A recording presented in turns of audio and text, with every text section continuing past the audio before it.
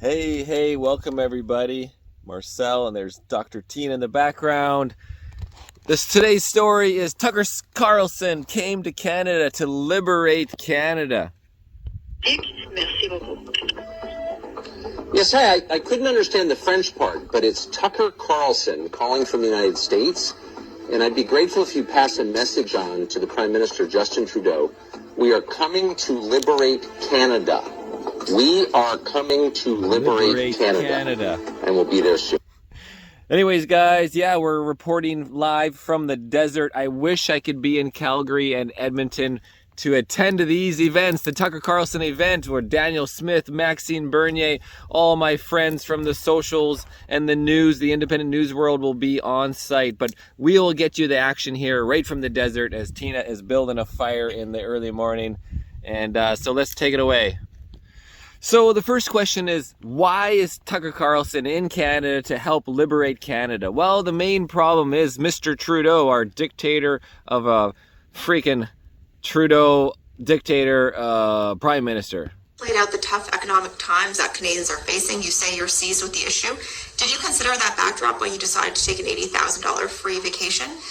As many Canadians did, I stayed with friends over the holidays. Many Canadians don't have access to a $90,000 free vacation. So can you just explain a bit more the thinking as to why you take these vacations and how you think Canadians receive them? Like many Canadians did, I stayed with family friends over the holidays. Like many Canadians did, I stayed with friends and family over the holidays. Well, guys, we're on vacation right now, and it doesn't cost $90,000 for 1 week or whatever he took. You know, you could be living out in the desert here for, well, 7 months for $200 pad rent. But anyways, let's continue on with the problem here with his. So we are aware of the court decision. We have discussed it with the Prime Minister, with cabinet colleagues, with senior federal government officials and experts. We respect very much Canada's independent judiciary. However, we do not agree with this decision, and respectfully, we will be appealing it. I would just like to take a moment to remind Canadians of how serious the situation was in our country when we took that decision. The public safety of Canadians was under threat. By you. Our national security, by you, which includes our national economic security, was under threat. This is the third cabinet retreat, at least in a row, where you've said that affordability and housing prices and inflation are sort of your key topics of conversation. A year later, at least with 3 cabinet retreats, Canadians don't seem to be buying whatever message you're selling on it. Why are Canadians not believing that your government has the solutions? Last question. You're right. This has been an incredibly challenging economic period, and it's one of the things we've spoken about. And I think all of us need to step back a little bit and look at the economic roller coaster our country and all of us. To be fair, frustration with the democratic process in a minority government is not necessarily a justification to use the Emergencies Act. It has to be a crisis. It's not the frustration of a minority government. I mean, that's not on the table. We believe, as I have said, that first of all, this is a crisis that needs special attention. That there were normative gaps. This is one of them. And in order to attack the foreign funding problem of this occupation, the Emergencies Act allows us to make the declaration immediately and then put the parliamentary scrutiny afterwards. Okay, can you use... David Lametti has deleted his Twitter account. He is trying to cover up his past tweets, evidence of his criminal activity. We all know the judge just 2 days ago, 200 pages saying the Emergency Act invocation was illegal, it was unjustified, unwarranted, unreasonable. And then the next day, David Lametti... We have arrived in Canada. Next day, David Lametti freaking deletes his Twitter because he, you know, you can imagine the tweets he did during the invocation of the Emergency Act. So, yeah, these criminals, guys, they're on the run. And guess who's in Canada now? Tucker. Finally, we're standing on the commanding heights over Edmonton, Canadian Rockies on the one side, Prairie on the other. We came as on D-Day by air, but we came not to subjugate or enslave, but to...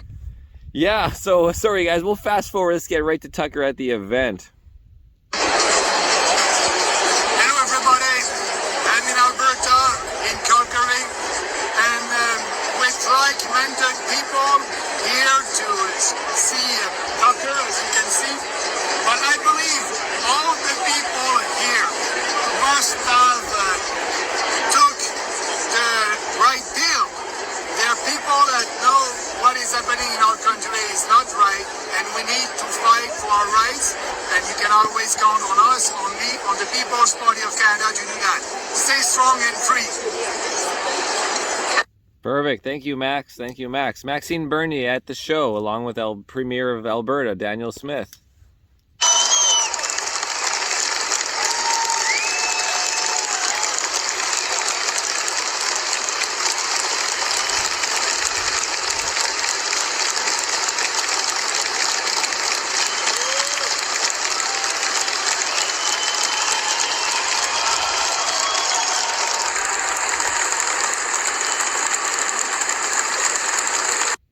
Looks like a good show, good turnout, guys. Full crowd. How many people fit in that auditorium, that theater?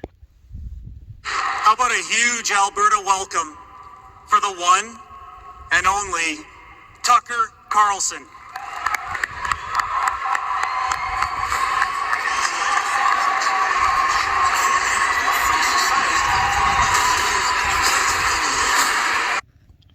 Oh, neighbor started his generator. We got, oh no, it's his motorcycle, not wearing a helmet, his dog. Anyways, guys, so that's not too bad. He'll be on its way. It's nice reporting in the desert. So here is a photo. We got, it's hard to see in the dark here. We got the Tucker, Daniel Smith, Jordan Peterson on the left, and who is that on the right, everybody? I can't quite make it out. It is so shocking that it could happen here. I know. This is not just a civilized country, this is the most civilized country in the world. That's right.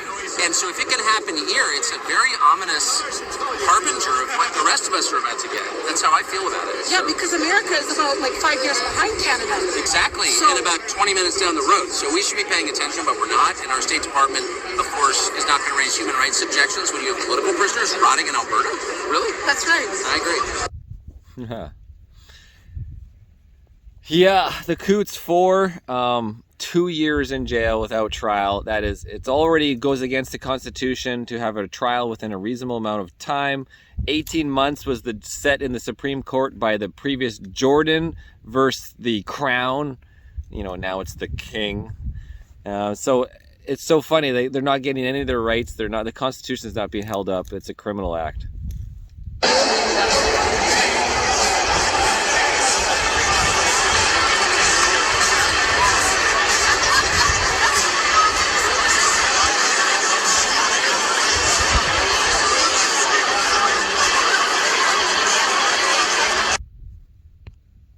It's not an expression of compassion. Fentanyl is the #1 killer of people under 40 in the United States. #1.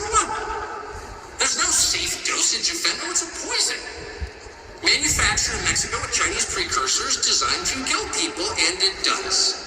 And so to hand that to children without their parents' knowledge is what? An attempt to kill your children. What else could it be? That's not compassion. There's no other way to read that. And I just fear if you're in the middle of a society that says that's okay, or it's on the spectrum of okay, it's something that we should consider, you may lose sight of the fact that that's not only completely unacceptable, it's a declaration of war against you and your children. If you're killing 50,000 of your citizens and the government is doing that through the MAID program, and a lot of them are not actually terminally ill, they're just sad, and the government is encouraging them to submit to being killed by the government, and then we'll release the recent statistics. Like, what is that? What is that? Yeah, it's genocide. That's exactly what it is. It's killing large groups of people. And who are those people? We don't know, because your government hasn't released a stat. What percentage of those are born in Canada? I bet right around 100%. So if you're you're a government, you have the duty to your citizens, people who are from here, people whose ancestors built the place, not exclusively to them, but primarily to them, to your citizens. Like, why else do you exist except to serve your citizens? And if you're targeting your citizens, how many people who arrived in Canada in the last 10 years have opted into the main program? I don't know the answer. I'd better answer it. But some people are from here. And now the government brags, oh, we're saving money because they died. That's the darkest thing I can imagine. I bet there's zero conversation about that in this country because I know this country. I know what it's like. It's too horrible. No one wants to talk about it. You should talk about it. But more than anything, you should internalize the message of that, which is they hate me. They hate me to the point they're willing to kill me, which they are. And the third thing is, notice the erosion of your most basic civil liberties, not the ones granted to you by the crown, but the ones granted to you by God. And those would include the freedom of speech, which is inalienable. It cannot be taken from you no matter who is in Ottawa. Your rights remain the same because you were born with them, because you are not a slave, you're a human being. You have inherent dignity because God made you. That's just a fact.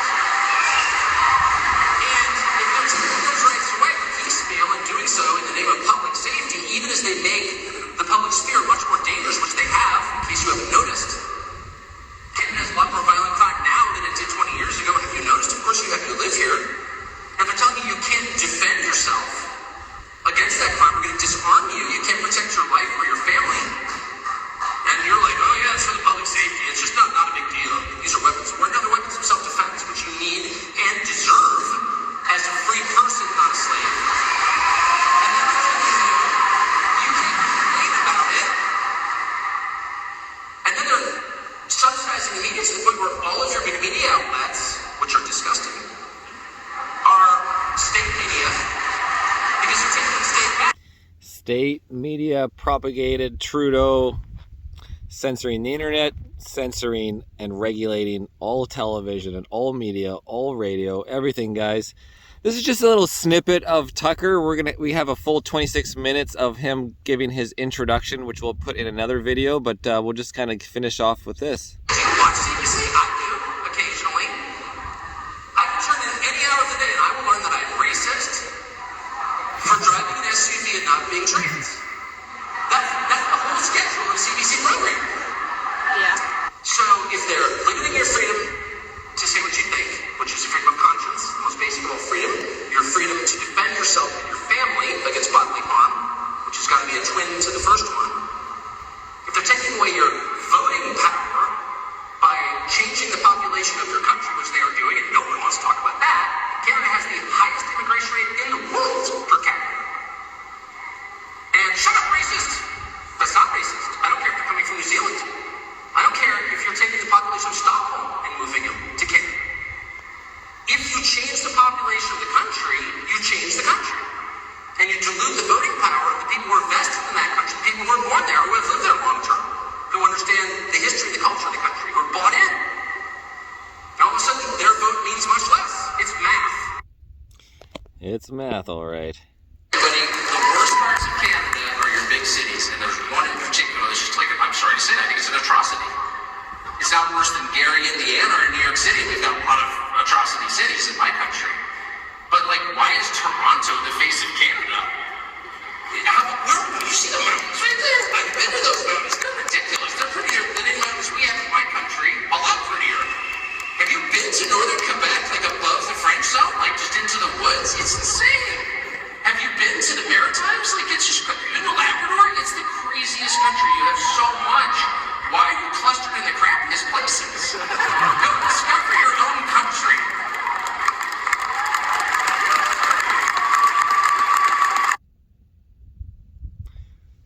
Yeah, Toronto, Ottawa, unfortunately, they're the demographics that really sway the votes. It's like the swing states that always determine the outcome.